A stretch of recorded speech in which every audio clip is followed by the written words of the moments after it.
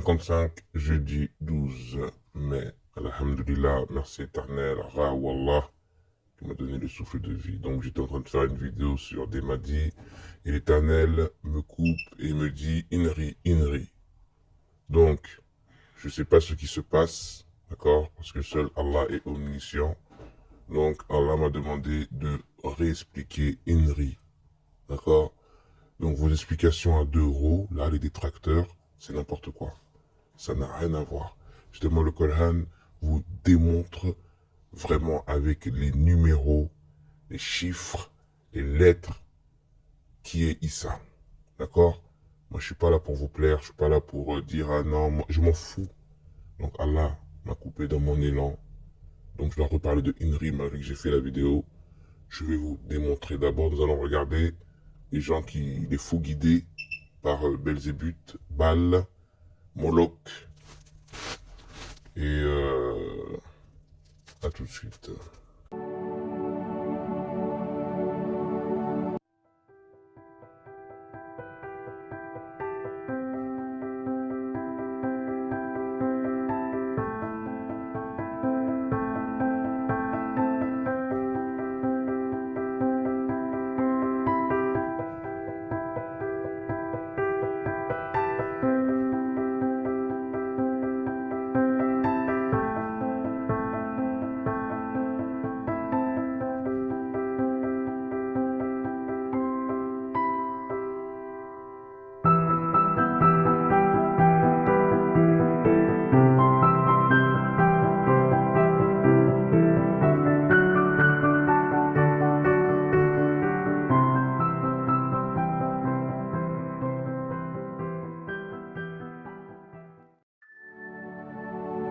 Bien-aimés du Seigneur, loué soit Jésus-Christ.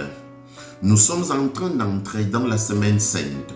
Elle est marquée par l'événement douloureux de la passion qui culmine avec la crucifixion. Lors de cette crucifixion, l'écriteau sur la croix de Jésus portait le motif de sa condamnation. INRI. C'est l'acronyme de l'expression latine Jesus Nazarenus Rex Iudaeorum, ce qui signifie Jésus de Nazareth, le roi des Juifs. Saint Jean précise que c'était écrit en hébreu, en latin et en grec. Mais quelle en était sa version hébraïque et pourquoi devrait-on la considérer comme importante? Les Romains avaient l'habitude de mettre une inscription sur la croix du crucifié pour indiquer leur nom et leur fonction. En hébreu, la phrase « Jésus de Nazareth, le roi des Juifs » se traduit par Yeshua Hanazeri Vemelech HaYehudim. En reprenant les initiales de ces 4 mots, le Yod, le He, le Vav et le He, marqués en rouge, on obtient le tétragramme Yahvé, le nom le plus sacré donné au Seigneur dans les Saintes Écritures. Ce n'est pas la première fois que Jésus utilise l'appellation sacrée Yahvé. Un peu plus tôt, au chapitre 8, il dit « Quand vous aurez élevé le Fils de l'homme, alors vous connaîtrez que je suis ». Je suis fait allusion au nom que Dieu indique à Moïse lors de l'épisode du buisson ardent. Ayez Hacher Ayez, je suis celui qui suis. Exode 3, 14. Yahvé et Hayé ont une racine commune, le verbe Haya, qui signifie être. Toute la vie de Jésus est donc épiphanique. Même sur la crucifixion, il continue de se révéler. Jésus est Dieu, Dieu éternellement présent.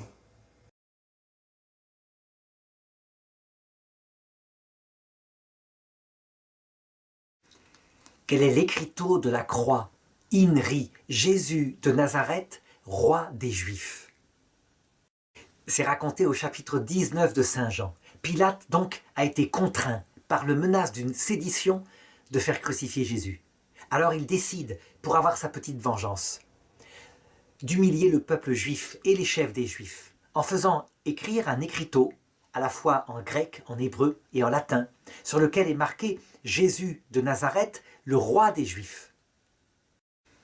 Beaucoup de gens lurent cet écriteau parce qu'il passait devant pour rentrer à Jérusalem, le lieu de crucifixion étant le rocher du crâne à côté de la porte d'entrée. Et les chefs des Juifs vinrent trouver Pilate en lui disant écrit, change l'écriteau et dit « Cet homme a dit, je suis le roi des Juifs ». Et Pilate leur répond « Ce que j'ai écrit, je l'ai écrit ». Sa petite vengeance, on la voit. Il crucifie le roi des Juifs et donc il humilie les Juifs. Mais en réalité, comme dans toutes ces choses-là, Saint Jean insiste pour dire qu'il y a une prophétie, qu'en fait, Pilate réalise une prophétie. Jésus est le roi des Juifs, vraiment, le roi éternel. Ce qui est très important à comprendre, c'est qu'on a là une histoire parallèle à ce qu'a vécu Joseph, qui fut vendu en Égypte par ses frères. Lorsque, enfin, il se réconcilie avec eux, ayant constaté qu'ils avaient changé, donc après les avoir soumis à une épreuve, il leur dit ceci: « Vous m'avez fait du mal, mais ce n'était pas pour vous perdre que Dieu a permis cela. C'était parce que la famine allait arriver et que ainsi vous avez été sauvés de la mort, vous et vos enfants. » Eh bien, exactement de la même façon, à l'heure de la mort de chaque Juif, à la fin du monde, Jésus se présentera, se révélera à eux comme étant le roi des Juifs. Alors la grande différence, évidemment, c'est que là, le roi des Juifs est dans la misère. Il révèle ainsi qui est Dieu. Et les Juifs de cette époque-là l'ont refusé à travers leurs autorités parce qu'ils attendaient un roi de gloire. Eh bien, ils seront exaucés. À l'heure de la mort et à la fin du monde, il apparaît comme un roi de gloire. Mais attention, pas d'une gloire qui est radicalement opposée, je dirais, à cette misère. C'est le roi de gloire dont le cœur est brisé. De même que Joseph est apparu comme un roi de gloire, vizir du Pharaon, mais celui qui avait été blessé, vendu par ses frères, mis dans un puits, et il leur a pardonné. C'est de cette façon-là qu'il établira son royaume sur le cœur de ceux qui voudront bien se repentir, parce qu'il leur proposera son pardon.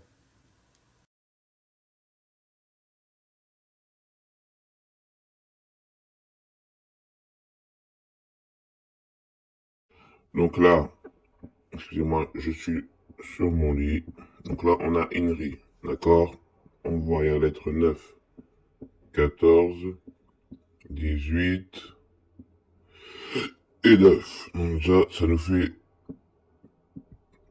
double, d'accord? Donc là, le 1 plus 4 est égal à 5. Il est lié à là. Et là, on me montre comme ça. Hop, hop. Voilà ce que je vois. Donc, le signe, ça nous montre une croix. Voilà, déjà, le carré de Inri. D'accord, donc là, on peut voir une croix et qu'il est monté. Mais quand je vous dis la croix montée, ce code signifie, dans le mystique, le cachet 95. On le voit là. Donc déjà là, c'est la sourate, le figuier. Ok. Il faut savoir aussi que le figuier, qui est la sourate 95, représente la sourate le repentir et Halmadia 9 et 5.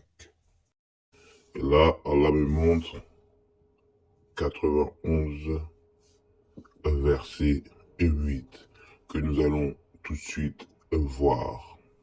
Donc, sourate 91 verset 8, là on voit très bien d'abord la première en arabe. Donc, et lui a alors inspiré son immoralité de même que sa piété, puis lui a montré ce qui est mal et ce qui est bien, et lui a inspiré son immoralité et sa prémunition. Il lui a donc donné son mal et son bien, et ainsi lui inculqua ce qui est mauvais en elle et sa préservation de sa conscience.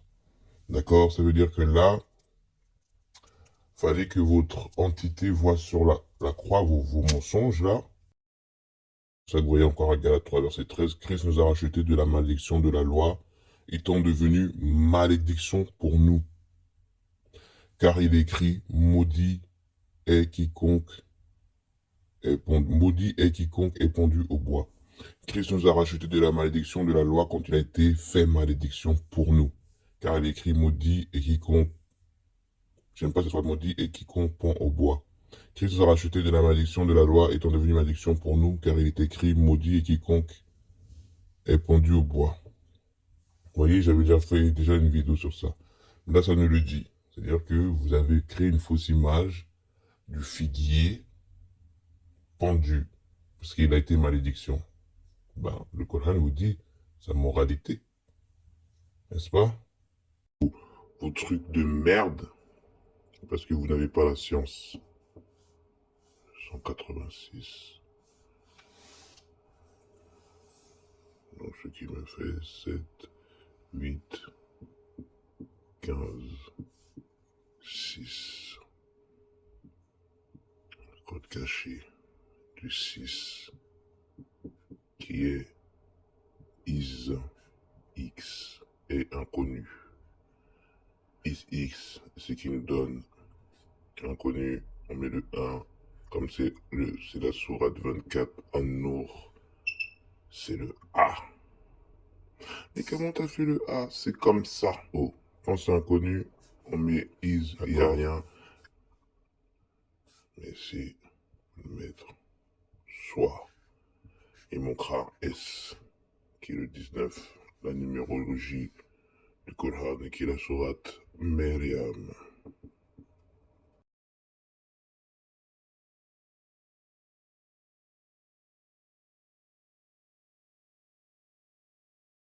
Quand je vous dis soit, c'est par rapport au miracle. Le miracle est au nom de la création d'Adam et de Jésus. Pour Allah, Jésus est comme Adam qu'il créa de poussière, puis il dit soit, et il fut. Nous allons vivre avec un miracle coranique très clair et majestueux qui atteste que le Coran n'est pas une production humaine comme le prétendent les sceptiques. Nous n'avons pas été témoins du miracle de la création d'Adam et de Jésus, paix sur eux, mais nous pouvons maintenant voir clairement ce miracle à travers le Coran. Allah exalté soit, il dit, pour Allah, Jésus est comme Adam, qu'il créa de poussière, puis il lui dit, soit. Et il fut. Sourate 3, verset 59. C'est ce verset qui parle de la création miraculeuse de ces deux prophètes, hors d'Allah, paix sur eux. Mais où est le miracle contemplant ce magnifique tableau que produit le miracle dans la citation d'Adam et de Jésus dans le Coran, et qui montre une similitude miraculeuse qui prouve que le Coran est sans doute une source divine. Et il a pris Adam tous les noms. Il dit, ô Adam, informe-les de ces noms. Et lorsque nous demandâmes aux anges de se prosterner devant Adam, ô Adam, habite le paradis, toi et ton épouse, puis Adam reçut son Seigneur des paroles. Certes, Allah élut Adam. Pour Allah, Jésus est comme Adam et raconte-leur en toute vérité l'histoire des deux fils d'Adam. Prosternez-vous devant Adam. Ô Adam, habite le paradis, toi et ton épouse. Ô Adam, nous avons fait descendre sur vous un vêtement pour cacher vos nudités. Ô enfant d'Adam, que le diable ne vous tente point. Ô enfant d'Adam, dans chaque lieu de salade, portez votre parure. Ô enfant d'Adam, si des messagers choisis parmi vous viennent pour vous exposer mes signes, et quand ton Seigneur tirera une descendance des reins des fils d'Adam, prosternez-vous devant Adam. Certes, nous avons honoré les fils d'Adam, prosternez-vous devant Adam. Vous voyez, donc, voilà. Attendez, je veux lire quand même le 19, parmi les descendants d'Adam. Nous avons auparavant fait une recommandation à Adam. Prosternez-vous devant Adam. Ô Adam, celui-là est vraiment un ennemi pour toi et ton épouse. Ô Adam, t'indiquerai-je l'arbre de l'éternité et un royaume impérissable. Adam désobéit ainsi à son Seigneur et il s'égara. Ne vous ai-je pas engagé, enfant d'Adam, à ne pas adorer le diable?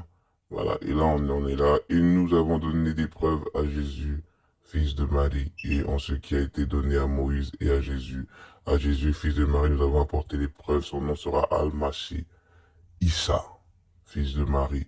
Puis quand Jésus ressentit de l'incrédulité de leur part, ô Jésus, certes, je vais mettre fin à ta vie terrestre et lever vers moi.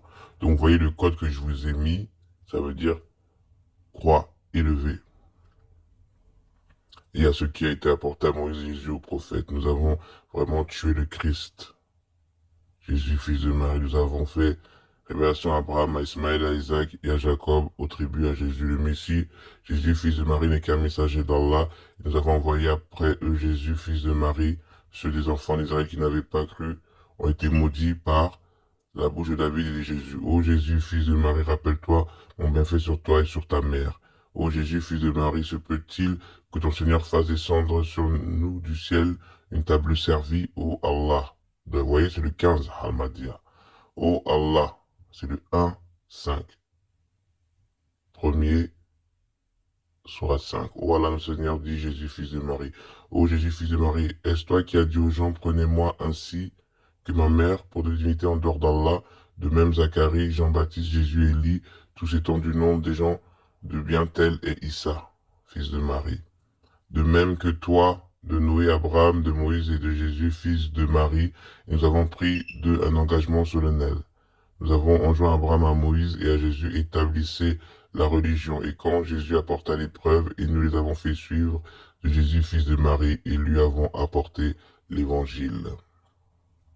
Et quand Jésus, fils de Marie, dit, ô enfants d'Israël, je suis vraiment le messager d'Allah, soyez les alliés d'Allah à l'instar de ce que Jésus, fils de Marie, a dit aux apôtres. D'accord? Et comme vous dites, ils ont apporté l'évangile, ce sont les apôtres, puisque Issa n'a rien écrit. Donc, la conclusion. Donc là, vous pouvez voir que la croix a une partie du drapeau du signe amazique, le yaz. D'accord? Donc le yaz est aussi le symbole de la langue et de la culture berbère en Afrique du Nord, représentant la personne libre dans la culture berbère. Il représente aussi le ciel et la terre et la relation entre homme, l'être humain et l'éternel. Donc, vous avez vu qu'il n'y a que le haut, donc ça veut dire le ciel. C'est pour ça qu'on voit monter au ciel et la croix, c'est le ciel. Et quand vous voyez le drapeau en bas du yaz, c'est-à-dire c'est la connexion avec les gens de la terre. Mais là, sur la croix, c'est que le ciel. Il n'y a pas de hasard. Donc, le drapeau berbère amazique, sociologiquement parlant, l'Afrique du Nord, dans son étendue géographique continentale de l'Égypte occidentale aux îles Canaries et la terre berbère d'un peuple qui se nomme lui-même les Imazighen. En langue tamazique, cela se traduit par les hommes libres. Le singulier du mot Amazigh, il est important de s'arrêter sur l'écriture Tifnag pour comprendre ce qui suit. Le Tifnag est un système alphabétique aussi ancien que le phénicien. Le signe Yaz correspond au Z, se situe au cœur de la racine du mot. Si l'on observe les éléments du drapeau amazigh, on remarque que le Yaz relie les trois environnements géographiques du monde amazigh. Les deux demi-sphères du cercle originel pointent l'une vers le nord, la Méditerranée, l'autre en direction du sud, le Sahara. Symboliquement parlant, ces deux ensembles sont liés par un axe vertical. Cet axe-ci, lundi, est un trait humanitaire universel. On le retrouve par exemple dans le symbolisme de l'obélisque égyptien ou le totem amérindien. Bien évidemment, l'arbre appartient à la symbolique axiale. C'est pour cela qu'il est devenu un moyen d'identification culturelle ainsi que dans les sociétés africaines du sud du Sahara. L'arbre à l'arbre, un baobab s'élève toujours au centre du village. Les Sètes s'identifient aux chênes, tandis que les Samis venus de steppes d'Asie centrale ont adopté le bouleau. Je bois beaucoup d'eau de bouleau. Dans le monde berbère, Tamazgach, l'arbre de la référence est l'olivier. Le mot olivier en tamazique s'écrivait ainsi. Vous le voyez. Or, le mot homme donnerait chaque fois le yaz s'inscrit dans l'orthographe de ces mots, comme s'il s'agissait d'une racine phonétique bien ancrée dans la langue. Parce que eux, ils voient géographiquement, mais dans le cachet, on voit le drapeau qui est bleu, vert et jaune, c'est le chakra. Ce sont les chakras, en fait, du troisième œil, de la gorge et du plexus solaire. Vous comprenez? Donc tout est lié. C'est pour ça que je vous dis que l'homme qui va amener les peuples, il est amazigh. C'est pas un arabe. On vous le montre très bien là. D'accord? Donc Allah m'a fait réveiller pour vous dire ça. Que je sais que tu es sur ma chaîne. Et tu voulais des preuves. Donc arrête de dormir. Le temps passe. Et si tu es pas prêt, toi et ta communauté, vous allez mourir. Parce que moi, j'aurai pas le temps. Les miens sont déjà prêts. On attend seulement que tu ramènes les tiens. Donc fais vite. Arrête de rêver. La lune arrive le 16 mai.